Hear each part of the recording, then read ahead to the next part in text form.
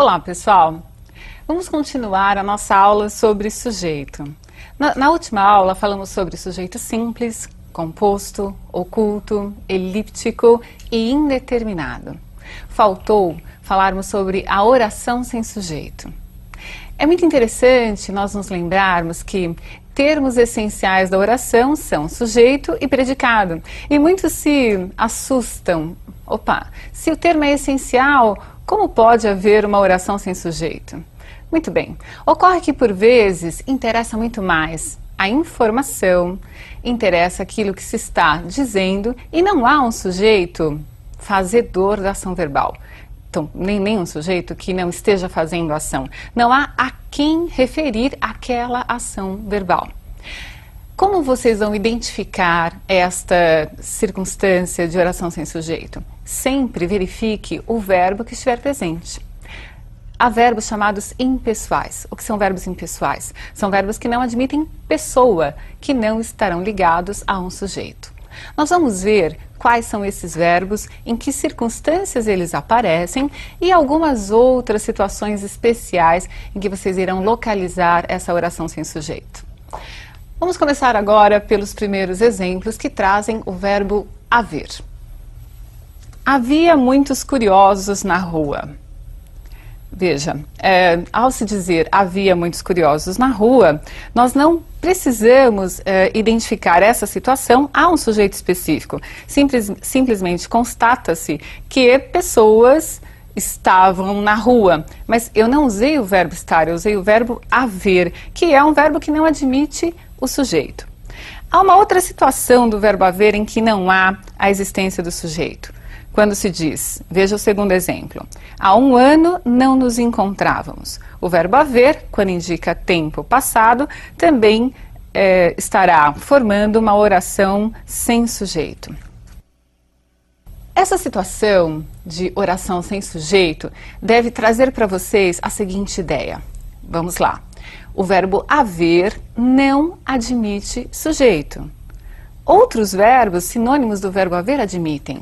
Vejam que eu disse, há muitas pessoas andando na rua, ou se eu disser, muitas pessoas estavam andando na rua, nessas duas circunstâncias, nós temos sujeitos diferentes. Usei o verbo haver, estou usando um verbo impessoal. Ele não quer, ele não admite sujeito. Você pode se perguntar, mas qual é a diferença se você está dizendo a mesma coisa?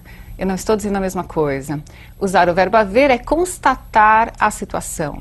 Usar o verbo estar é querer se referir de forma mais direta àquele sujeito que está ligado àquele verbo, seja o verbo estar, seja o verbo ocorrer, seja o verbo acontecer, que podem ser usados como sinônimos do verbo haver. Aceite isso, aceite que o verbo haver não quer sujeito e ficará muito mais fácil para você classificar esse sujeito presente na oração.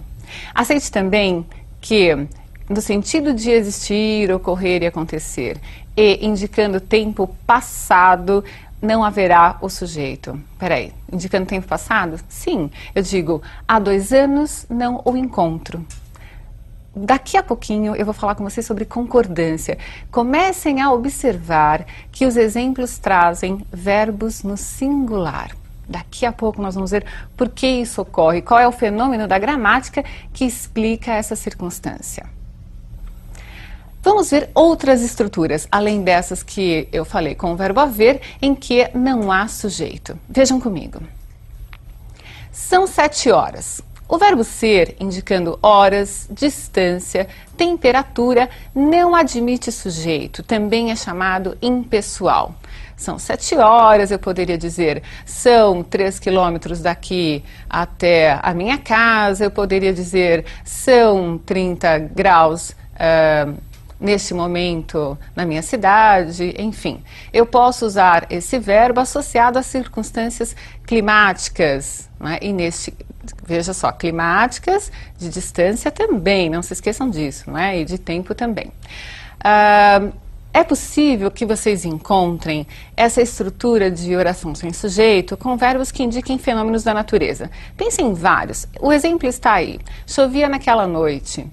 Poderia ser ventar naquela noite, trovejava naquela noite. Enfim, verbos que por si indiquem o fenômeno da natureza. É o verbo que tem de indicar. Se eu dissesse a chuva estava forte naquela noite, eu estaria direcionando o foco de atenção para a chuva.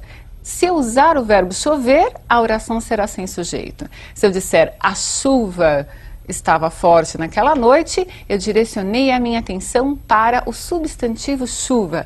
Observem essas diferenças, essas sutilezas no uso dos verbos, dos substantivos, na aplicação da gramática. Outra situação. O verbo fazer também poderá ser usado como impessoal, em circunstâncias muito específicas, indicando tempo passado ou clima. Então veja, fazia calor naquela sala. Tempo passado, eu poderia dizer, faz 2 dias que não o vejo. Assim como eu disse agora há pouco, há 2 dias não o vejo. Tudo bem? Então, o verbo fazer e o haver, indicando tempo passado, são verbos impessoais. Vão gravando essas circunstâncias desses verbos específicos. Também o verbo estar, indicando clima. Circunstâncias relacionadas a clima, a temperatura. Veja o exemplo. Está 30 graus em São Paulo. Não é? Eu poderia dizer está calor, está frio, outras circunstâncias climáticas. Muito bem, você viu que esses verbos haver, fazer, ser e estar em circunstâncias específicas serão considerados verbos impessoais. Então não é sempre que eles aparecerem que eles estarão formando as chamadas orações sem sujeito. Sempre observem o que eles estão indicando no contexto em que aparecem. Tudo bem? Há pouco eu disse para vocês que é necessário ver, observar a concordância desses verbos impessoais. Há uma regra geral de concordância. Esses verbos escapam dessa regra. Vamos ver uma situação, novamente, com o verbo haver, né, em que muitas pessoas cometem aí, na fala principalmente, um deslize, considerando esse verbo como pessoal e não como impessoal, e aparece uma concordância gramaticalmente errada.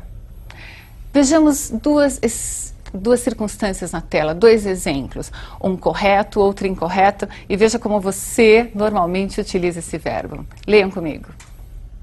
Havia muitos alunos na sala. Havia. O verbo está na terceira pessoa do singular, que é a característica do verbo impessoal. Se não há sujeito, o verbo fica no singular. Então seria incorreto dizer ou escrever haviam muitos alunos na sala. Observem, se eu trocasse o verbo haver por um sinônimo, eu estaria trocando um verbo impessoal por um verbo pessoal. Eu poderia dizer existiam muitos alunos na sala, mas se for o verbo haver, ele não quer sujeito, então ele vai ficar no singular. Entendam que é necessário respeitar essa característica do verbo haver. Isso vai valer também para os verbos fazer e para o verbo estar. Já vamos ver que o verbo ser é um verbo que entra numa exceção na nossa gramática. Até porque ele é considerado gramaticalmente um verbo anômalo. Em várias situações, nós vamos ver o verbo ser em circunstâncias que escapam à regra geral. Por falar em regra geral, qual é a regra geral de concordância verbal? Leiam comigo e vejam um exemplo em que essa regra geral está sendo aplicada. O verbo concorda com o sujeito. Sim, quando há sujeito na oração, o verbo concorda com esse sujeito. Olhem lá. Existiam muitos alunos na sala. O verbo existir é um verbo pessoal. O que é ser verbo pessoal? É admitir um sujeito. Admitir e concordar com esse sujeito. É obrigação do verbo, quando há sujeito, concordar com ele. Então, eu usei o verbo no plural. Existiam muitos alunos na sala. Errado seria dizer existia muitos alunos na sala. Bem, você entendeu a diferença? Usei o verbo haver, sou obrigada a colocar o verbo no singular. Se eu trocar o verbo haver por outro verbo, eu passo a ter um verbo pessoal e devo usar a regra geral de concordância. Entendido isso? Ótimo. Você já ouviu falar também em locuções verbais. O que é uma locução verbal? Quando não há na oração somente um verbo, mas 2 verbos ou 3 verbos, e essa junção de 2 ou 3 verbos traz apenas uma informação. Nós vamos ver como se faz a concordância em locuções verbais em que haja um verbo impessoal ou quando há um verbo pessoal. Como se aplicam as regras de concordância? A regra geral ou a regra especial para esses verbos chamados impessoais? Vejam os exemplos comigo e observem que na locução verbal há um verbo chamado principal. Como é que eu vou saber qual é o principal? É o último que você escreve. Aquele que estiver antes dele será chamado verbo auxiliar. Vejam os exemplos comigo. Deve haver questões mais simples. Deve haver. O primeiro verbo, o verbo dever, é o verbo auxiliar. O último verbo que eu escrevi, o verbo haver, é considerado o verbo principal. Quem é que manda nessa concordância? Quem manda nessa concordância, quem rege essa concordância é o verbo principal. Neste primeiro exemplo é o verbo haver. O verbo auxiliar, seja lá qual for, vai seguir aquilo que o principal mandar. Ele é impessoal, o auxiliar será impessoal. Supondo que eu trocasse o verbo haver por existir, que não é impessoal. Lembrando, ele é sinônimo de haver.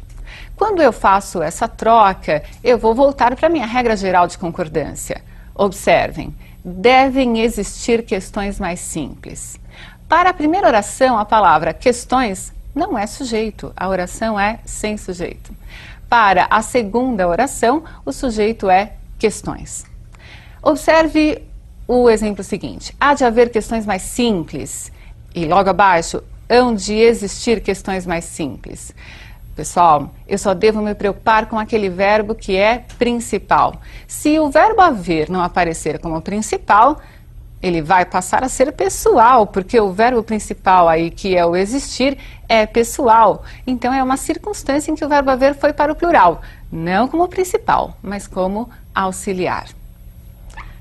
Acharam difícil essa concordância? Ela será pedida a vocês no vestibular, podem esperar, não é? Assim como vocês devem observar outras regras de concordância, por exemplo, como vai acontecer com o verbo ser, que é o verbo que eu chamei de anômalo, que segue características muito especiais. Passemos por alguns exemplos do verbo ser e vamos observar que ele sempre vai concordar com a indicação numérica presente no predicativo. Vamos lá. São 7 horas, amanhã serão 27 de março. Eram 13 quilômetros até a sua casa. Devem ser 2 horas agora. Viram só? O verbo ser concordou com um número e é assim que vai acontecer com ele, por ele ser um verbo especial. Na próxima aula, continuaremos a falar sobre termos da oração, sobre concordâncias especiais e eu quero que você esteja acompanhando comigo. Um grande abraço.